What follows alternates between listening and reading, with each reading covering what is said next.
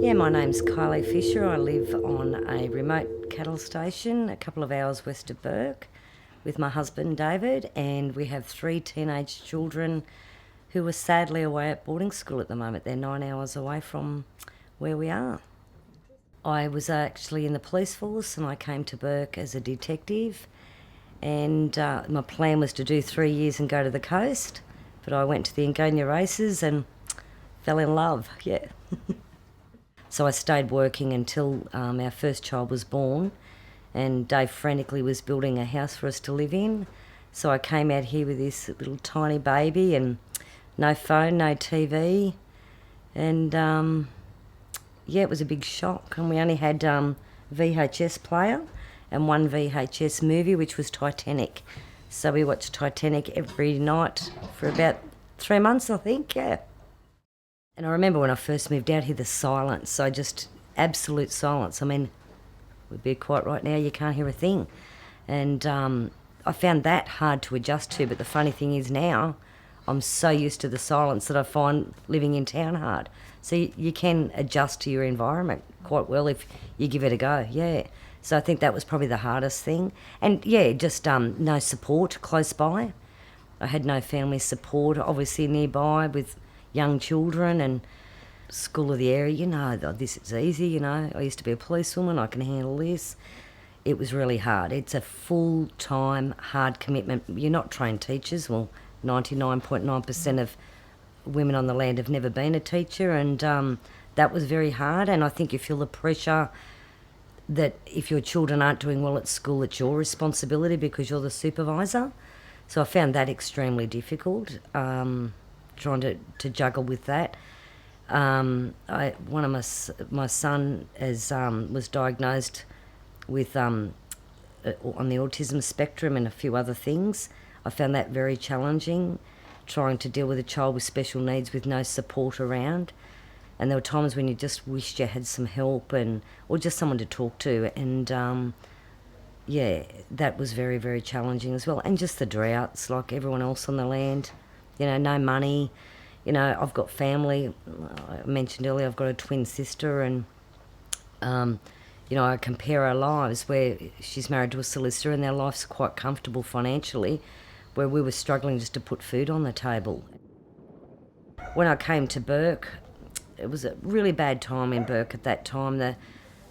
The police and community relations weren't very good, and you know, things were quite violent at times and whatever. And as a detective, you go to a lot of really bad sort of jobs, and I think I started to go to church just because I wanted an hour of being with no crime. And you know, you sit in church and you're with nice people, and yeah, I felt more connected. And yeah, then I started to think, oh, well, I'm really liking this. I might become a Catholic, which is what I did. And so I started to go to my church group every Sunday night. We went to church. Sister Marietta Green was my teacher, and loved it. And yeah, so I did the course and became a Catholic. And it was interesting because just near the end of becoming a Catholic's when I met David, and I needed a sponsor, so Dave got to be my sponsor, which was lovely. Do you know what? Before I came here, I suppose, like everyone else, wanted the nice clothes and stuff. I think now I don't really care. So, I mean, yeah, I look after myself and whatever. But I was probably a bit OCD and used to clean 24/7, and all my CDs were in alphabetical order. I've relaxed a lot now out here. I don't feel that pressure. And I remember one day, family friends of ours just asked could they pop in for a visit, and they had a couple of other families, and it was short notice. And I thought, what am I going to feed these people? Because there was so many, like it was a big group. So I just grabbed a heap of sausages out, and we gave them sausage sandwiches. And it really made me very early on realise it doesn't matter. It doesn't have to be this flash meal set up. They were very grateful just for their sausage sandwich. That has changed me. Like if I lived in town, I would have ducked down to the supermarket and made this little flash meal, you know. You don't have to do that, and people don't expect that from you. And out here too, people, believe it or not, people just pop in. And you could be in your pyjamas, you know, or whatever, you know, and you just learn to be you and to accept who you are. You know, I enjoy church, but obviously we don't get to go to church very often. And but I sometimes find when I'm in church I get a bit too distracted. Do you know what I mean? I look around, look at the little kids, how cute are they? You know, whereas out here I think I can get deep in prayer without those distractions around. I have my own retreat 24/7. I don't have to go anywhere. Yeah. Because I don't have those distractions and I can get deep. But even when you're angry, you know, I can yell out and I yell at God and say, why, you know, why is this going on? So if I did that in town, I'd think I was mad, you know, but you can do that out here. Have a bit of a cry, yell, whatever, laugh, yeah. When one of our beloved pets, because we are animal people, we often hold a service with when they die, and my son is old enough now that he actually welds the crosses together for us, and we just to teach the children about death, and you know, we all have a chance to say a little prayer and say something, and we've got them close because they were close to us, so they can still see the house and feel like they're still with us a bit, yeah. My son actually commends their spirit back to the earth and does his own little ritual. Yeah, it was cute, yeah. Mind you, my husband hates the spot I picked because he needs a jackhammer to dig a hole there because it's hard as a rock. But anyway, I've always loved photography, always have. But obviously I had a camera years ago and it's going to show my age, but it was a film one. And then I wanted to get back into it, but we couldn't afford a camera. And so I just couldn't afford to do it. And my husband this year surprised me after all the years of shovels and wheelbarrows and those exciting sort of Christmas and birthday gifts that I got. He bought me a really nice camera and I was so grateful for it. Anyway, so I think now I got involved because the kids were old enough that I could start to have a bit of my own time again. And now that I've got into it, I'm just loving it, absolutely love it. I love the challenge of trying to get the shot like everyone else does. I'm learning. I feel like it's got my brain going again, and now I've also created a little business on the side to try and bring in a little bit of extra income to help pay for the 3 kids' boarding school fees. Oh, look, I think God's all around us, I really do. And sometimes when I go out to take photographs and you just sit there and you'll see something amazing or whatever, and I feel connected that way with the land, you know what I mean? In that sort of... I remember I did a writing and photography workshop and we had to write a story and it was called...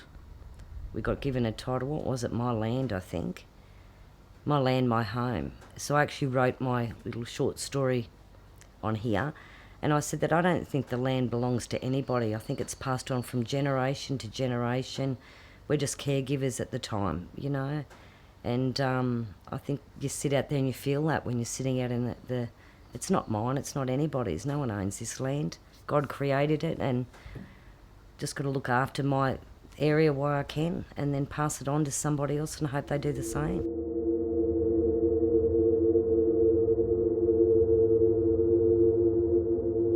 I'm coming up to 3 years as Bishop of the Diocese of Wilcannia-Forbes, and to start this little reflection on Kylie and the other short films, I want to read you a poem that speaks to me, really summarises the way I connect with what we've heard. You may know it. It's one of John O'Brien's poems, early 1900s. Father Hartigan, who was John O'Brien, parish priest of Narrandera, country parish priest, and he wrote this one called Tangmalang Maloo. The bishop sat in lordly state, and purple cap sublime, and galvanised the old bush church at confirmation time. And all the kids were mustered up from 50 miles around, with Sunday clothes and staring eyes, and ignorance profound. Now, was it fate, or was it grace, whereby they yarded to an overgrown 2-story lad from Tangmalang Maloo, a hefty son of virgin soil, where nature has her fling, and grows the trefoil 3 foot high, and mats it in the spring, where mighty hills uplift their heads to pierce the welkin's rim, and trees sprout up 100 feet before they shoot a limb. There everything is big and grand, and men are giants too. But Christian knowledge wilts, alas, in Tangmalangmaloo. The bishop summed the youngsters up as bishops only can. He cast a searching glance around, then fixed upon his man. But glum and dumb and undismayed, through every bout he sat. He seemed to think that he was there, but he wasn't sure of that. The bishop gave a scornful look, as bishops sometimes do, and glared right through the pagan in from Tangmalangmaloo. "Come, tell me, boy," his lordship said in crushing tones severe. "Come, tell me, why is Christmas Day the greatest of the year? How is it that around the world we celebrate that day and send a name upon a card to those who are far away? Why is it wandering ones return with smiles and greetings too?" A squall of knowledge hit the lad from Tangmalangmaloo. He gave a lurch, which set a shake the vases on the shelf. He knocked the benches all askew, upending of himself. And so, how pleased his lordship was, and how he smiled to say, "That's good, my boy. Come, tell me now, what is Christmas Day?" The ready answer bared a fact no bishop ever knew. "It's the day before the races out at Tangmalangmaloo." I love that little poem. It's more so now that I'm a bishop. I think it teaches us a bit about our bush spirituality and what we've actually seen and heard today. A couple of things I always wonder. What did the bishop do next after that? Maybe he continued with a scornful look and, got into the poor kid because he didn't give the right answer. I like to think he was a bit of a bush bishop and started to have a giggle. Saw the funny side of that. Saw that as an opportunity, an icebreaker. That's how I would like to see or think or imagine the bishop would have treated that particular little occasion, pastoral occasion. So I think that poem, written by a priest, early 1900s, it's a bit cheeky, isn't it? Our sense of humour that we've talked about and heard about so far today, part of our spirituality. Really, really important. Really important. I get so many stories and I love the sense of humour that I find out in the bush. I even had one at Easter that I'll share with you at Broken Hill. We did the Easter ceremonies. And the vigil mass was very, very long. We had the whole readings. We did everything. It was going for hours and hours.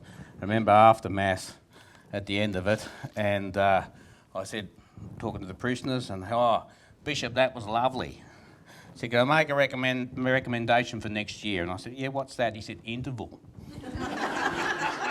I thought, we'll take that in the hand. We'll work on that one. Easter Sunday.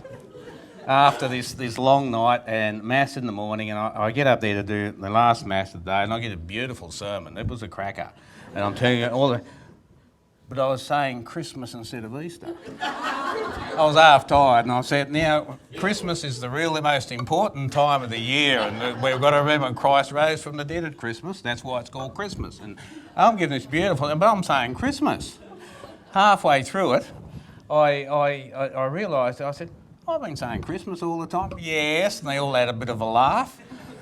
And I said, "Well, do you want me to start from the beginning again?" Oh, the laughter stopped straight from there.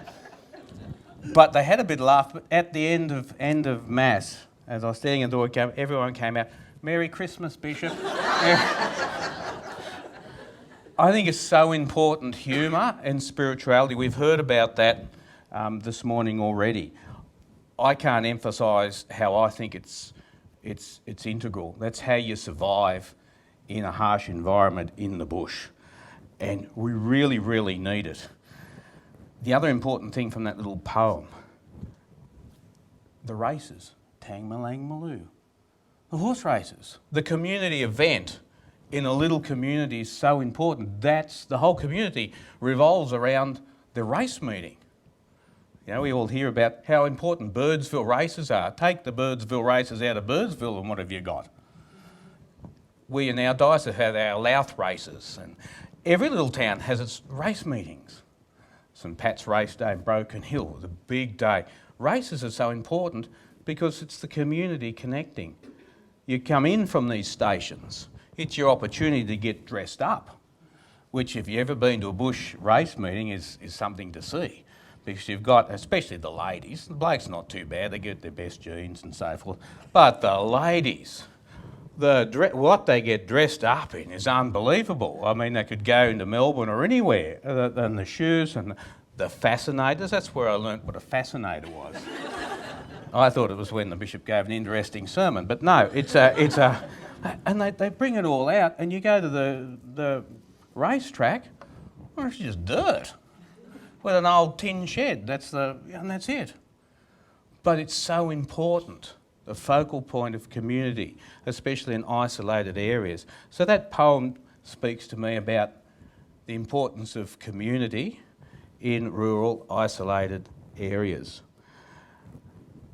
The bishop, as the pastor there, did he see that, I wonder, as a disability with his flock? Or did he see the fact that that's an opportunity, a pastoral opportunity?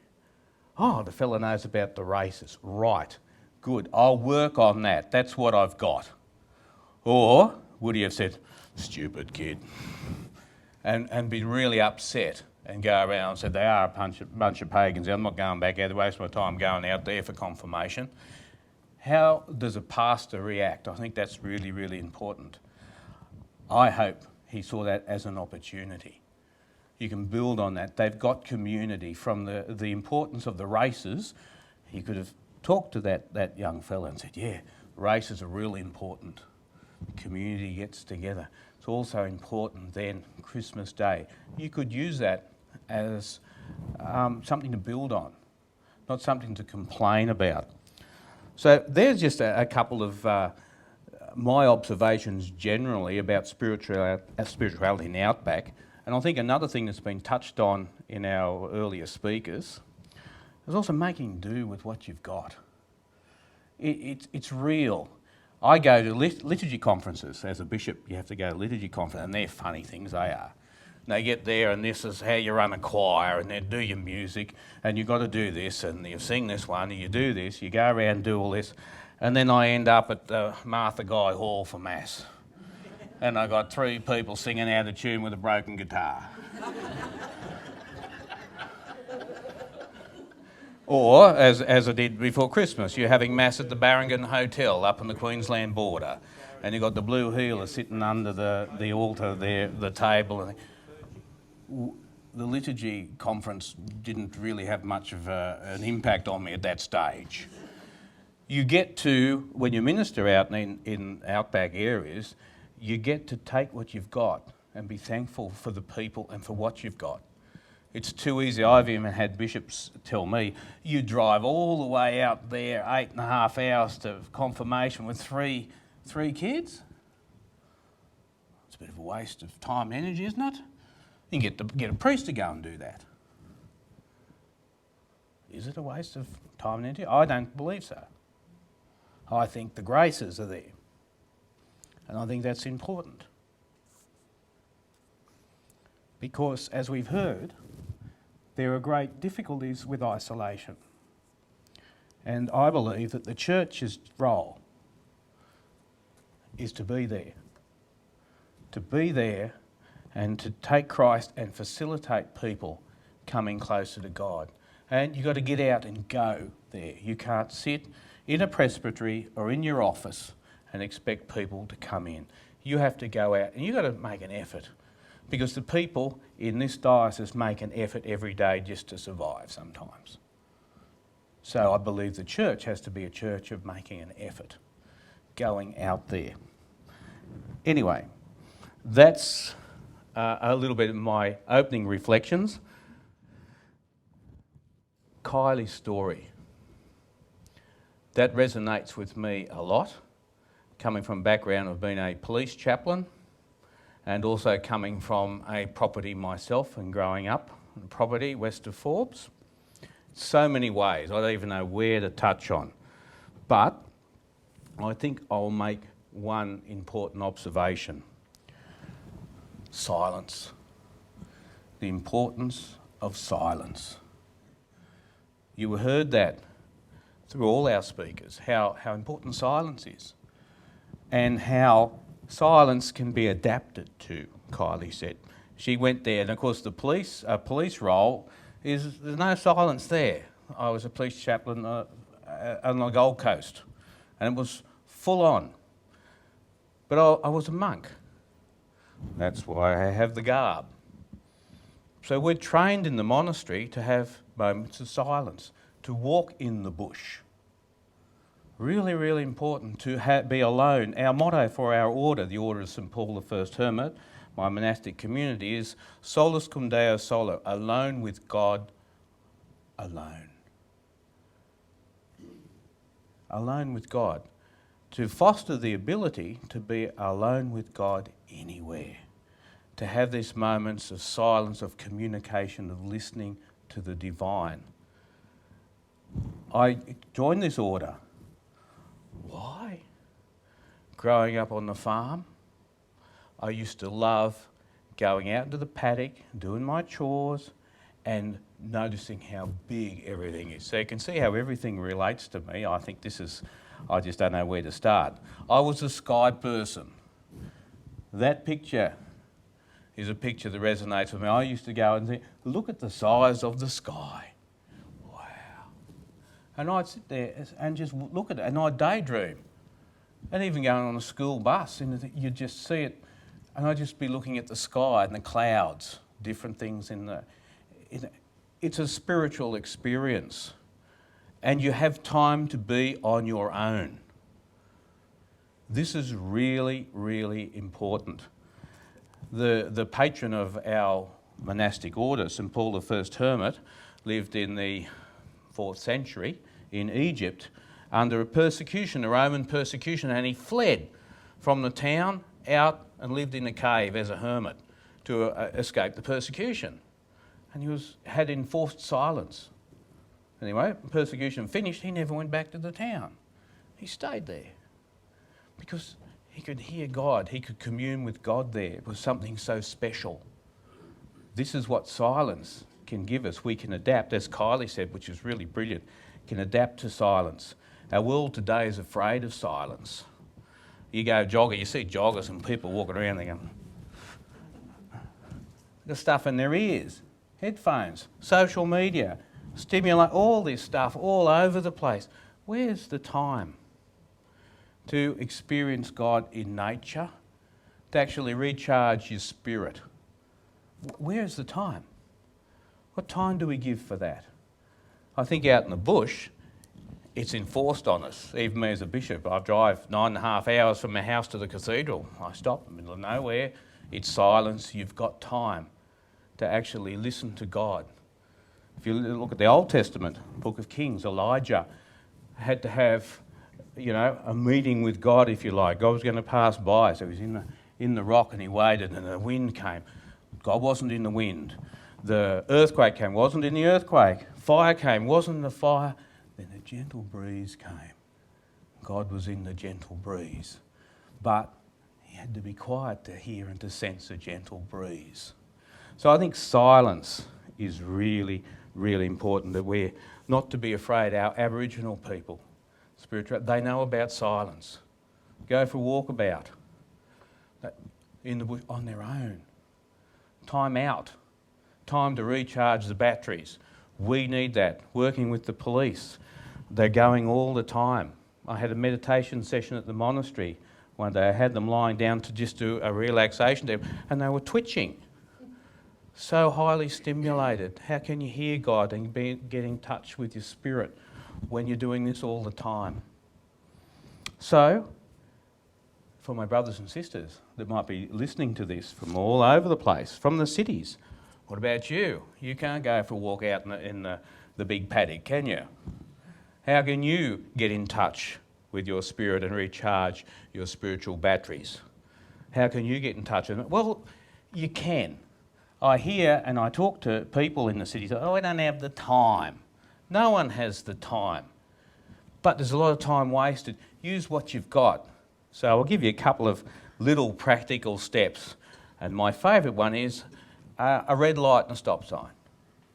Instead of sitting there getting cranky because you're in a hurry and the red light's taken so long to change, some people actually talk to them, hurry up and change. Instead of getting frustrated, use that red light as a sign to have some time for God and your spirit. To go inside and spend some alone time here. In the midst of all the traffic, go deep. Spend that time. Another thing, I'll probably get shot for saying this, but anyway, if you do want some time for meditation, quiet time, ring Telstra. You're guaranteed 20 minutes. So, practical things. And when you put something in the microwave for 5 minutes, don't sit there and look at it going around and watching the clock go. So, well, I've got 5 minutes of silence. Go for a walk outside. Go for a walk and be aware of your environment. Reach out to people. Say hello. Connect. Start to connect. You can do this anywhere. It is so important because it's this spiritual strength that gets us through the difficult times. This is what we learn in the bush. I had to watch my father shoot his stock in the middle of a drought. It was the hardest thing he ever had to do. How did he get through? He had to draw deep. But there's got to be something in the well. So it's really important, wherever you are, take that time. Go out and look at the sky. Even cities have sky, I hear. If you can't see a little bit of it, just look at it, meditate on it. Just think, wow. Open yourself, listen. Have a break of your headphones now and again. Go for a drive without putting the radio on. Spend some time, have a night once a week with no television. Doctors say it's not going to kill you a night once a week without watching television. It could be actually good for you. So dear friends, keep that in mind. Sense of humour, laugh. Don't take yourself too seriously. Laugh at you. Have a look in the mirror each morning and have a good laugh. And then God has got a sense of humour. And start your day like that. Have some time of silence. Don't be afraid of silence. Learn to embrace it and to allow it to recharge your batteries and allow your spirit to grow and to listen to God and to hear God speaking in your life. And never think that you have to stay where you are. This is important. We can always go forward. If you tread water long enough, you get tired and you sink. So even if we just take a little splash, just start moving in some little way, we will get there. Thank you.